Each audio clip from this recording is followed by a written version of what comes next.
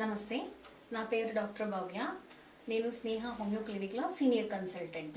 ఈరోజు మనము ఎక్కువ మెట్రో సిటీస్ ఉన్న వాళ్ళు, హైదరాబాద్ ఉన్న వాళ్ళకి కాడే అస్తమా గురించి మాట్లాడదాం.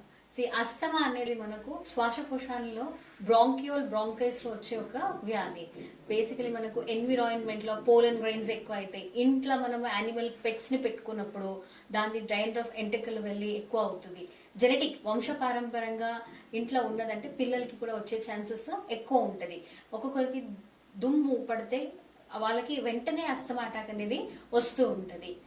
దీంట్లో మనకు సిమ్టమ్స్ వచ్చేసి ఎక్కువ మధ్యరాత్రి పూట వీజింగ్ సౌండ్స్ అనేది ఎక్కువ అవుతుంది. అంటే పెళ్లి కూతురు సౌండ్స్ గుయ్ గుయ్ అని పక్కలు మీరు పట్టుకొని ఉంటే కూర్చొని ఉంటే ఆ వీజింగ్ సౌండ్స్ అనేది మీకు వినిపిస్తూ ఉంటది.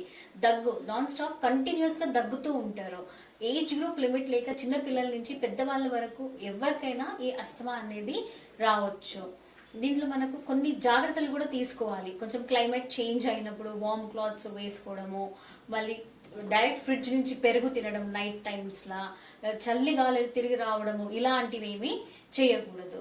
దీంతో పాటు మనకు కొన్ని హోమియో మెడిసిన్స్ చాలా మంచిగా పనిచేస్తాయి. మీరు మంచిగా హోమియో ఫిజిషియన్ ని కన్సల్ట్ అయ్యి ఈ మెడిసిన్స్ ని తీసుకోవాల్సింది వస్తుంది. దాంతోపాటు కొన్ని జాగ్రత్తలు పడితే మీకు ఈ అస్తమా నుంచి వెంటనే రిలీఫ్ అనేది దొరుకుతుంది. Thank you.